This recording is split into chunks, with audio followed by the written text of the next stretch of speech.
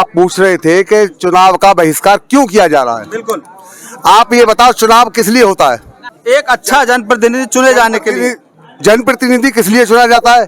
जनता की सेवा के लिए। जनता की आवाज पहुंचाने के लिए। बिल्कुल। जब यहाँ कोई जनप्रतिनिधि जनता की आवाज पहुंचाने के लिए ही राजी नहीं है तो उनको हम वोट देकर क्या करेंगे?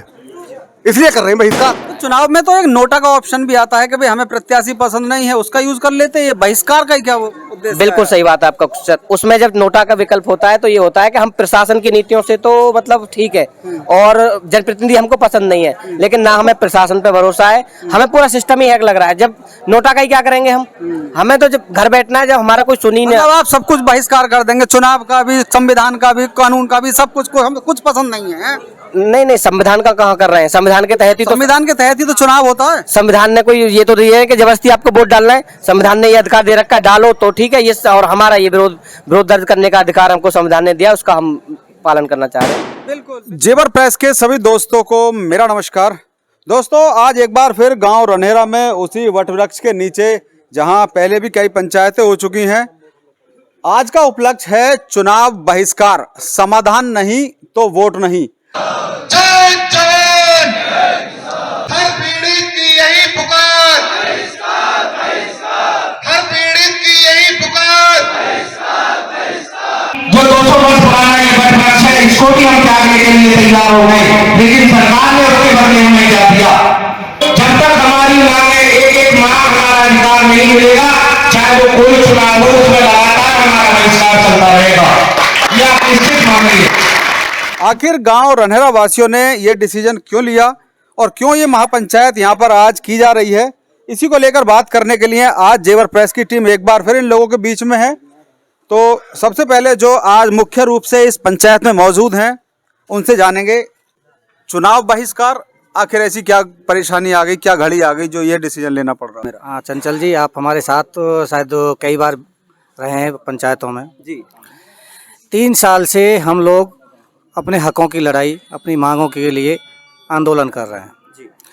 हर उस लेवल तक गए जहाँ से हमें ये गुंजाइश थी कि भाई यहाँ हमारी मांग पूरी हो सकती है।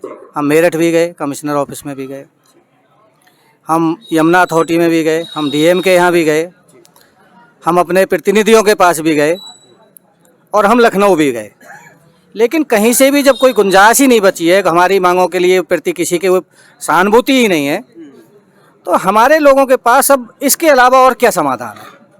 नहीं, आपकी सबसे बड़ी जो मांग थी वो थी रनहेरा मांगे माडलपुर, जिसने पूरे रनहेरा को पूरे क्षेत्र में प्रसिद्ध कर दिया। सरकार ने आपकी वो मांग मान ली। उसके अलावा और जो मांगे थी उसके लिए आपका संघर्ष जारी था। तो फिर इस तरह से चुनाव का बहिष्कार कर देना क्या एक सही निर्णय होगा? दरअसल रनहेरा मांगे माडलपुर या बाकी गांवों का फलेदा पे विस्थापन होना, वो एक मांगों के में से एक मांग थी। उसके अलावा जो सबसे बड़ी जो हमारे किसान और मजदूर की मांग है, वो है कि हमारा जो प्लॉट का जो क्षेत्र है वो कम से कम इंटैक्ट रहे, जिसके पास जितना है उतना तो रहे। क्योंकि हमारे पास क्या है कि आगे आपको भी पता है इस क्षेत्र में जिस तरह का विकास चल रहा है, शायद कोई किसान या कोई मजदूर आगे कोई स्क्वायर फीट में भी जगह खरीद पाएगा, मुझे इस बात में शक है। 2 मांगें हमारी मुख्य थी। एक हमारे बच्चों को ठीक से रोजगार, एक कम से कम हमारी प्लॉट का जो साइज है वो उतना ही हो, और उसमें ये था कि भाई प्लॉट का साइज उतना हो, साथ में क्या है कि अब हमारे पास जो साधन था आय का वो था खेती।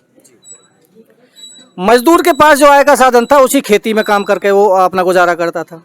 अब खेती तो हमारे पास रहेगी नहीं। प्रधानमंत्री जी हमारे स्वयं कहते हैं कि भाई आत्मनिर्भर बनो। अब आत्मनिर्भर कैसे बने भाई? खेत तो हमारे पास रहेगा नहीं, हवाई जहाज हमें चलाना आता नहीं।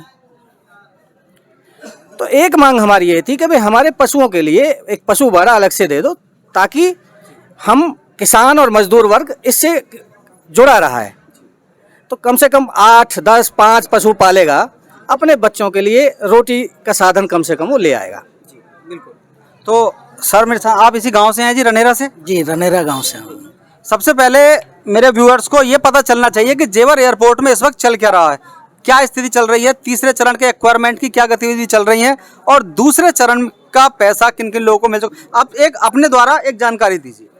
देखिए चंचल शर्मा जी, जो पहले चरण में रोही और 6 गांव का विस्थापन हुआ वो अभी तक रो रहे हैं। ये रनहेरा, नगला, हुकम सिंह, झानुक नगला, कुरैम, ये उसी कड़ी में आगे बढ़े हैं।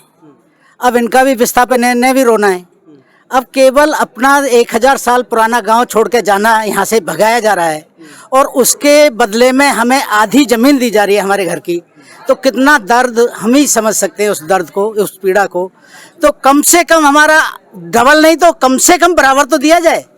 अब उसमें भी हमारे गांव में कटौती, हमारे घरों में कटौती करके दी जा रही है, तो इस पीड़ा को सहन नहीं किया जाता। इसीलिए हम वोटों का जो सांसद है, जो जनप्रतिनिधि एमएलए हैं, सांसद हैं, और उस वोटिंग का समय आ रहा है, हम उसका विरोध करेंगे वोट डालने का। हमारे पास यही अधिकार होता है और क्या जनता के पास ये सबसे बड़ा अधिकार है। हम उस अधिकार को उनको देना नहीं चाहते। क्या इस गांव को एक्वायर करने के लिए कोई सूचना अभी तक जारी हुई है रनहेरा गांव के लिए? देखिए, समय समय पर यहाँ सर्वे के लिए आए हैं, लेकिन गांव ने उसका विरोध किया है और हर गांव में कुछ ना कुछ लोग होते हैं, उन्होंने कराया है, लेकिन पूरे गांव ने अभी कोई सर्वे नहीं कराया है। किसी भी लाल डोरा में कोई सर्वे नहीं हुआ है। पूरा गांव एकजुट है, संघर्ष चला है हमारा और हम अपनी मांगों को पूरा करा के रहेंगे।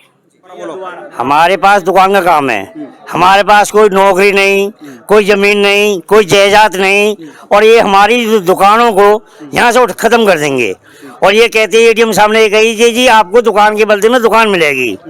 अब ये कह रहे जी कोई दुकान नहीं मिलेगी, तो हम अपने बच्चे ने क्या सड़क पे ले जाएंगे? एक मिनट सुनो जी, क्या बच्चे ने सड़क पे बैठा देंगे?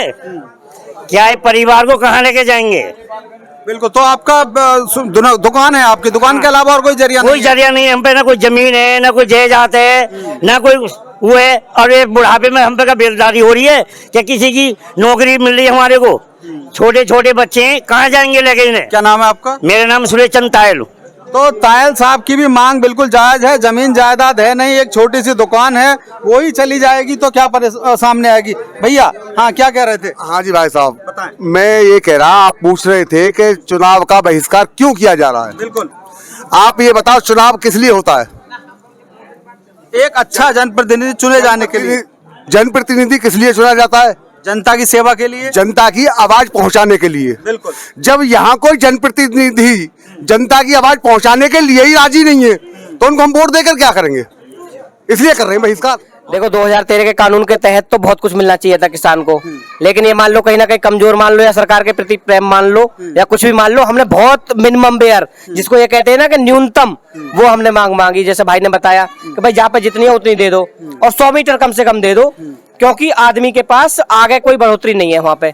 तो कम से कम उसकी जो वर्तमान पीढ़ी है वो तो गुजर बसर कर लेगी, आगे बालक जैसे होंगे वो कमाएंगे खाएंगे। तो उसमें भी सरकार पे इतना वैसे कहने के लिए कि हम 3 ट्रिलियन बन गए, 5 ट्रिलियन बनने वाले हैं, उसमें इतना मतलब सरकार का बजट डगमगा रहा है। इतने बड़ा प्रोजेक्ट बन रहा है कि 100 मीटर और समतुल्य देने में कि मतलब श्रीलंका बन जाएगा या पाकिस्तान बन जाएगा, ऐसी स्थिति आ रही है। अब बताओ, ये मांग भी पूरी नहीं हो रही। 2013 के तहत चौगुना मुआवजा मिलना चाहिए, दुगना मिल रहा है, किसान संतोष कर रहा है, लेकिन घर भी जब आधे हो रहे हैं, या 50 मीटर में पशुपालन कर लेगा तो करेगा क्या आदमी, मरता क्या नहीं करता। तो इसलिए मजबूरी बस हमें ये निर्णय लेना पड़ा। तो चुनाव में तो एक नोटा का ऑप्शन भी आता है कि भाई हमें प्रत्याशी पसंद नहीं है, उसका यूज कर लेते हैं। ये बहिष्कार का क्या उद्देश्य? बिल्कुल सही बात है आपका क्वेश्चन। उसमें जब नोटा का विकल्प होता है तो ये होता है कि हम प्रशासन की नीतियों से तो मतलब ठीक है, और जनप्रतिनिधि हमको पसंद नहीं है, लेकिन ना हमें प्रशासन पे भरोसा है, हमें पूरा सिस्टम ही हैक लग रहा है। जब नोटा का ही क्या करेंगे हम? हमें तो जब घर बैठना है, जब हमारा कोई सुनी नहीं। आप सब कुछ बहिष्कार कर देंगे, चुनाव का भी, संविधान का भी, कानून का भी, सब कुछ को हमें कुछ पसंद नहीं है।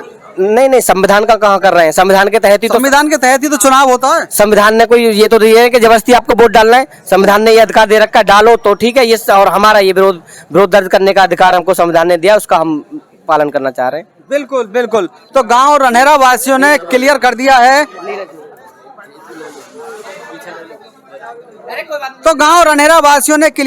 है, कि जेवर एयरपोर्ट के अधिग्रहण को लेकर जो मुख्य मांगे हैं, उनके रोजगार को लेकर, इसके अलावा जो विस्थापन के बाद में उनको जगह मिलनी है वो उनके मकान के बराबर पूरी मिले।